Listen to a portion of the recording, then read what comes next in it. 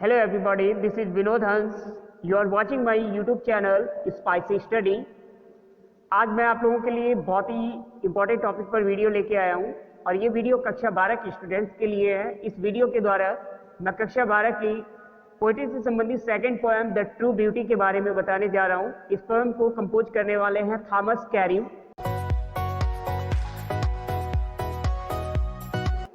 Thomas Carew was the favorite poet of King Charles I of England. He was in poetry disciple of Ben Jonson, but he was also influenced by John Donne, on whom he wrote a fine elegy. The poem True Beauty Thomas Carew की प्रसिद्ध lyric में से एक है।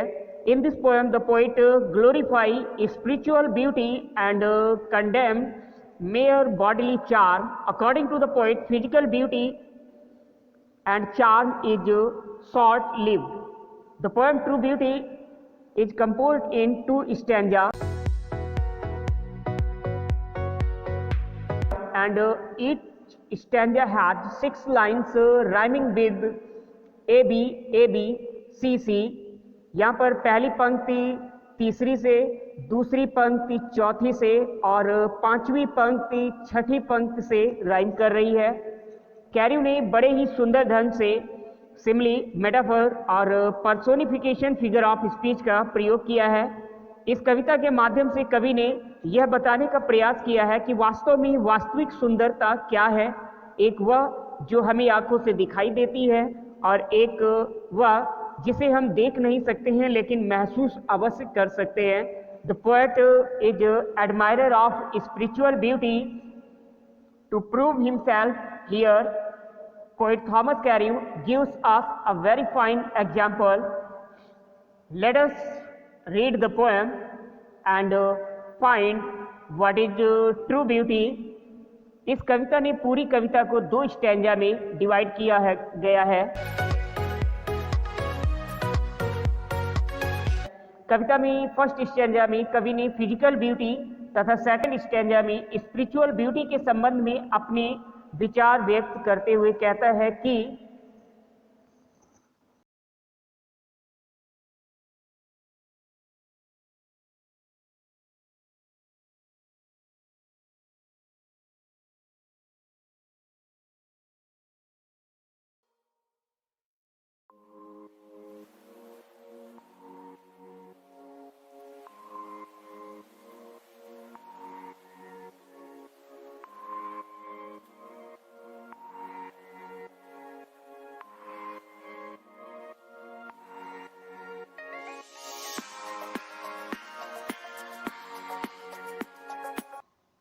he that loves a rosy cheek or a coral lip admires, or from star-like eyes doth seek fuel to maintain his fire.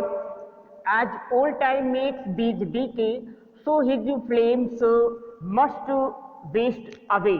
तो देखें इस कविता का हिंदी में अनुवाद क्या होगा। यहाँ पर ही का संबंध किसी भी व्यक्ति से हो सकता है, आपसे हो सकता है, मुझसे हो सकता है, और दैट का अर्थ होगा जो। लव्ज मीन्स पसंद करना, रोजी मीन्स जस्ट लाइक रोज यानी कि गुलाब की तरह, चीक का अर्थ यहाँ पर गाल से है। तो यहाँ पर एक स्त्री की शारीरिक सुंदरता का वर्णन करते हुए कवि कहता है कि अगर आप किसी महिला को उसकी शारीरिक सुंदरता अर्थात आकर्षण, जैसे कि उसके रोजी चीक्स अर्थात गुलाबी गालों को देखकर पसंद करते हैं, और a coral lip admires. Coral lip का यहाँ पे अर्थ है a lip which is red as the gem called coral. The poet is hinting at the physical charm of the beloved. तो कवि जो है शारीरिक सुंदरता का वर्णन करते हुए कहता है कि ही that loves a rosy cheek or a coral lip admire. Admire का अर्थ यहाँ पे प्रशंसा से है कि अगर आप किसी भी स्त्री को उसकी शारीरिक सुंदरता जैसे कि गुलाबी गालों को देखकर पसंद करते हैं और मूंगे के समान होठों की प्रशंसा करते हैं, और from star like eyes. Star like eyes का अर्थ होगा यहाँ पे eyes which are as bright, deep and romantic as the stars in the sky, अर्थात स्टार लाइक आइज का अर्थ यहाँ पे होगा तारों के समान आंखों से लिया जा रहा है, और सीक का अर्थ है तलाशना और फ्यूल का अर्थ है ईंधन।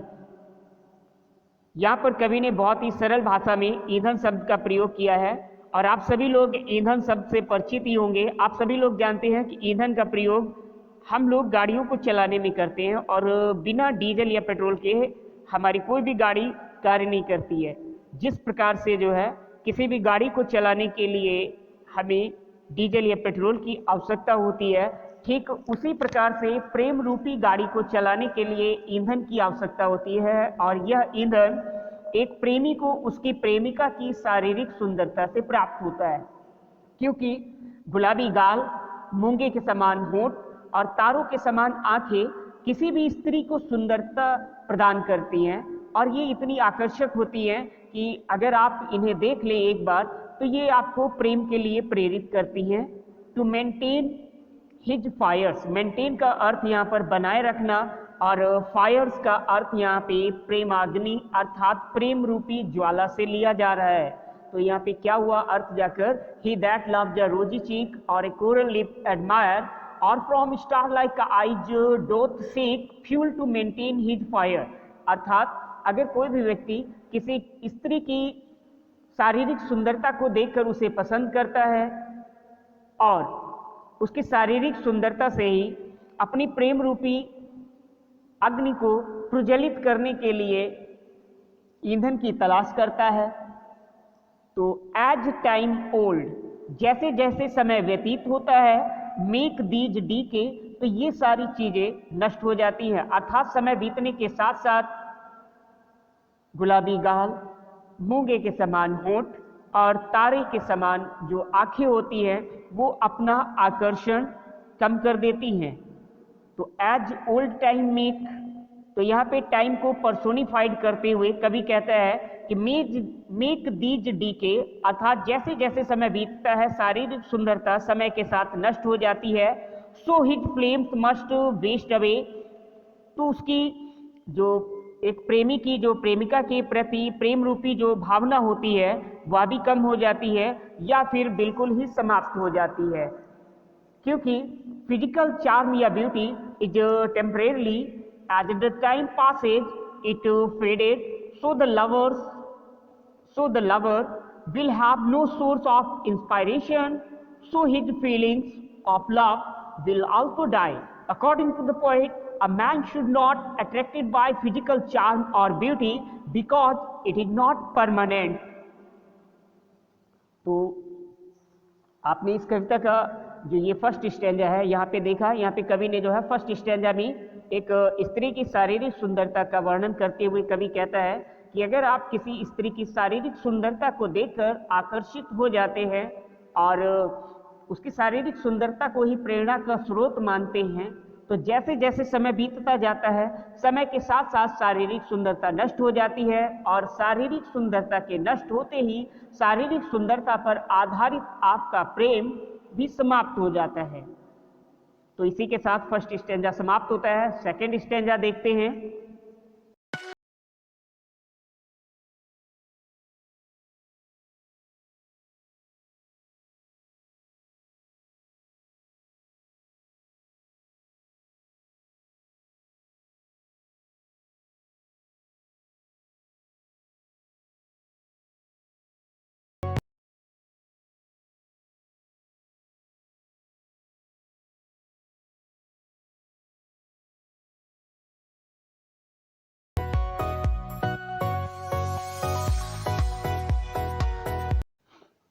तो देखिए सेकंड स्टैंजा में कवि क्या कहता है, but a smooth and steadfast mind, gentle thought and calm desires, heart with equal love combine, kindle never dying fire, where these are not, I despise lovely cheeks or lips or eyes।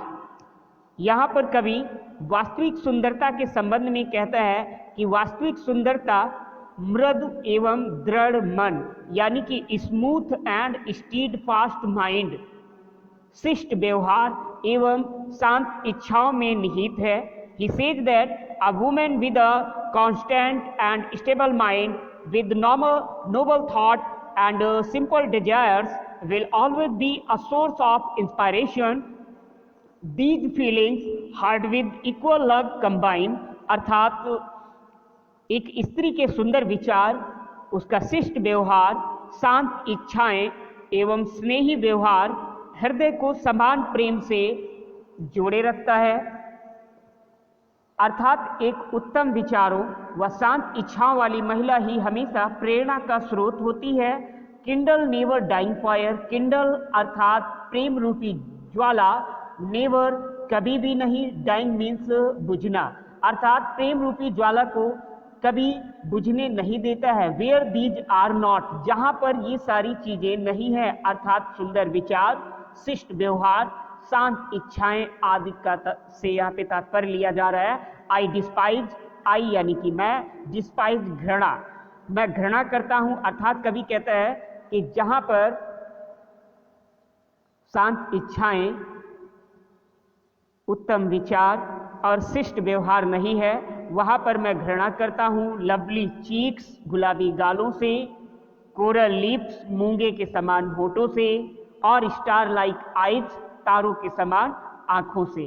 अंत में हम कह सकते हैं कि जो प्यार शारीरिक सुंदरता पर आधारित होता है वह क्षणिक होता है। इसके विपरीत जो प्यार मन व आत्मा की सुंदरता पर आधारित होता है वह स्थायी होता है। इस कविता को भली भांति समझने के बाद अंत में यही निष्कर्ष निकलता है कि चरित्र की सुंदरता ही वास्तविक सुंदरता होती है, यानी कि the beauty of character is true beauty, so we should not run after physical beauty. So guys, इस तरह से आपकी पोएम द ट्रू ब्यूटी, जिसको कंपोज किया है थॉमस कैरियो ने, समाप्त हो रही है। Thank you, have a good day, good bye.